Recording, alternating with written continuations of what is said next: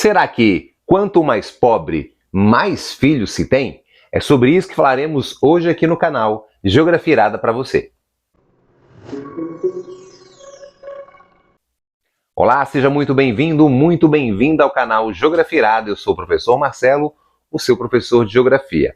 Esse vídeo eu resolvi gravar porque após a Índia ter ultrapassado a China, se tornando o país mais populoso no mundo, percebi que alguns vídeos aí começaram a rolar no YouTube, nas redes sociais, falando essa frase, que quanto mais pobre, mais filhos se tem.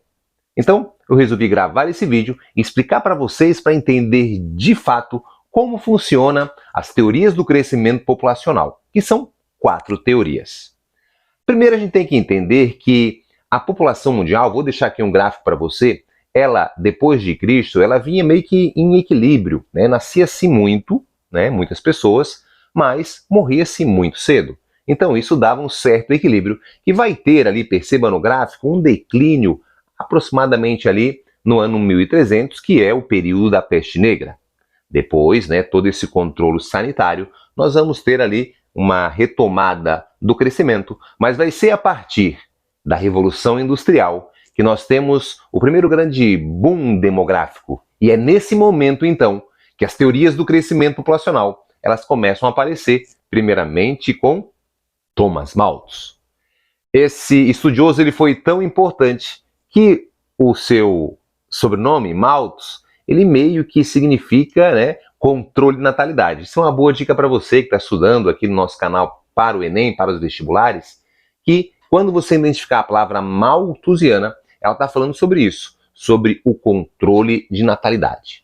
E o que acontece de fato? Nós temos a população continuava nascendo muito, só que aí nós vamos ter, claro, o avanço da medicina, mais urbanização, é bem importante isso, e aí então as pessoas começam a viver mais. Então, nascendo bastante, mas nós temos um aumento da expectativa, faz a população mundial começar a crescer, e aí Thomas Malthus vai fazer esse alerta, teoria malthusiana. Ele usa até a matemática falando que a população ela cresce, vou deixar o gráfico aqui, ó, a população ela cresce em PG, né, e a produção de alimentos em PA, progressão geométrica e progressão aritmética. Então, a diferença entre esses dois dados, nós temos ali o problema da fome, da miséria. Então, certamente, um país, se ele quer se desenvolver, ele tem que controlar, né, o índice de natalidade para haver um equilíbrio. Essa teoria ela dura por muito tempo, até hoje ela é estudada aí nas universidades, nas escolas, porém ela é uma teoria já ultrapassada. Ela é ultrapassada por quê? Porque hoje nós temos, né, grande produção de alimento e a fome continua. Então o problema não é relacionado a isso, e sim na distribuição. A teoria dele ela fica em desuso a partir, claro, da Revolução Verde, do uso de máquinas e agrotóxicos na agricultura, essa produção de alimento crescendo. É só você perceber, o Brasil é um dos países que mais produz alimento no mundo e também tem muitas pessoas morrendo de fome no nosso país. Malthus ele era religioso, então ele não defendia a adoção de métodos radicais. Ele alertava, falava que as pessoas deveriam casar mais tarde ou não fazer, né, sexo, fazer menos sexo, mas essa teoria, óbvio, ela não vai funcionar. Depois nós temos um outro grande boom demográfico, que é a partir da Segunda Guerra Mundial, conhecido como Baby Boom. Boom, a população começa a crescer, muito relacionado a isso, aumento da expectativa. Se você perceber, o número de filhos ele vem diminuindo, mas a população ela continua aumentando. Então, o aumento da população de um local, ele está muito relacionado ao aumento da expectativa de vida. Tanto é que hoje o continente que mais cresce em número de habitantes é o continente africano.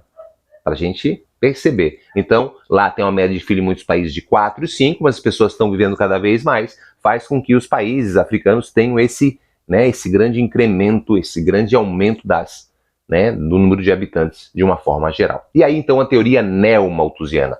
Tudo que tiver neo vem de novo. A nova teoria de Malthus, mas Malthus já tinha morrido há muito tempo. Apenas ela segue a mesma lógica, que é do controle de natalidade.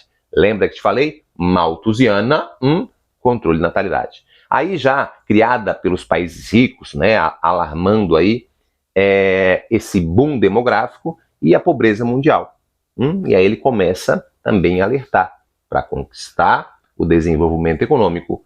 tem que controlar a natalidade. Então, tem que ter, né, o controle dessa natalidade. E aí, a adoção de métodos anticonceptivos, né, o uso de camisinhas, o uso de cirurgias como vasectomia, laqueadura, são difundidos e, obviamente, né, vão começar a alarmar os países pobres. Se eles quiserem se desenvolver, tem que controlar a natalidade, pois arrumar, né, comidas, hospital, escola, vai tornar mais difícil desse país conseguir, né, gerar desenvolvimento. Ou de uma família que tenha 5 filhos, de uma família que tenha um, obviamente que esse ciclo vai ter mais dificuldade de se desenvolver. E essa teoria é difundida e ela vai começar a alertar que a pobreza, né, quanto mais pobre, né, maior é o índice de natalidade. E aí isso vai sendo difundido. E até hoje as pessoas falam que quanto mais pobre, mais filhos se tem. Vem uma nova teoria que é feita na visão dos países, né, nesse momento, países de terceiro mundo, estávamos vivendo a época da Guerra Fria. Então ela vai alertar para o quê, Marcelo? Ela fala não, que o controle ele é espontâneo. À medida que o país vai se desenvolvendo, nós vamos ter a redução da natalidade, a teoria reformista ou também denominada marxista. E aí tem a quarta teoria, que é a teoria que volta o nome malthusiana, que é a ecomalthusiana. E essa teoria ela fala muito ligada à questão ambiental. Temos que, né, controlar a natalidade, porque o padrão de consumo é muito alto e para, claro, preservar, né, o meio ambiente. Isso tudo está atrelado a isso. Então, eco vem dessa natureza, dessa preservação e, claro, ligado ao controle de natalidade.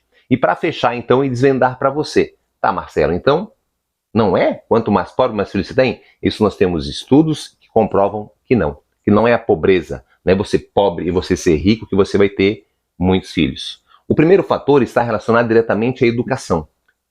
Claro que um país mais pobre não investe tanto em educação, e esse país mais pobre que não investe tanto em educação vai ter mais, né, não alfabetizados, e aí, consequentemente, nós vamos ter também essa educação influenciando no número, né, de filhos. A pessoa ela acaba não tendo a consciência que quanto mais filhos, né, isso vai dificultar que ela se desenvolva. E também nessas regiões, também muitas das pessoas acabam tirando o controle, né? Tira o controle da natalidade, acaba anexando isso à questão religiosa, das crenças. Foi Deus que mandou o filho, e aí não usam métodos anticonceptivos. Muitas igrejas também falam, né? Menos hoje, mas falavam para não se usar.